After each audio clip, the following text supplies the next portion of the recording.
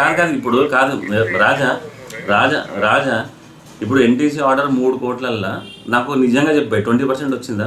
దాంట్లో 30-40 లక్షలని లెక్కేస్తున్నాడు. ఇప్పుడు ఇప్పుడు కాదేరియం వల్ల 16 lakhs ఒట్టి ప్రోగ్రామ్కి వచ్చింది. అవన్నీ పైసలు ఏంది ఏంది అనుకుంటున్నాడు? అవన్నీ సింపుల్గా వచ్చేసాయి అవి. ఇప్పుడు అలా అనుకున్నప్పుడు మా ఇంట్లో పైసలు 7 లక్షలు ఇచ్చి మిగతా నేను తీసుకొని పోయినా ఎట్లా చెప్తాడు? పోయి అబద్ధం ప్రూవ్ చేయమను, నేను కూడా ప్రూవ్ చేస్తాను. అదే మొత్తం డాటా ఉంది రాజా, క్లారిటీగా చెప్పు. ఇప్పుడు నువ్వు కంపెనీలో పనిచేసావు, ఫ్రెండ్ ప్లస్ మీ సిస్టర్ అమౌంట్ ఉంది పోయి, ఆమెకు అన్యాయం అవుతుంది అనవసరంగా. ఆ బదనం నాకొద్దు.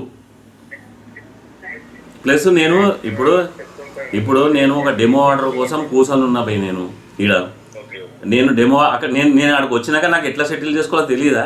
నేను ఎట్లా సెటిల్ చేసుకుంటా? ఇప్పుడు ఎట్లా సెటిల్ చేసుకుంటా? ఆన్సలరీ అమ్ముకుంటానో ఏం అమ్ముకుంటానో.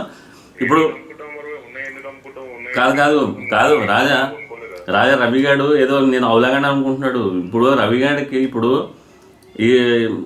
ఈ పంచాయతీ పెడితే రవిగాని ఇజ్జతే పోతుంది. నా దగ్గర టోటల్ ప్రూఫ్స్ ఉన్నాయి రాజా.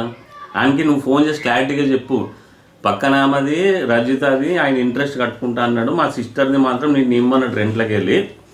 అది కూడా కరెక్టే కదా రవి. పక్కన ఆమె పైసలు మీరే తీసుకున్నారు కదా కంపెనీకి అప్పు. రజిత కూడా 4 లక్షలు తీసుకున్నారు కదా మీరే అప్పు. అది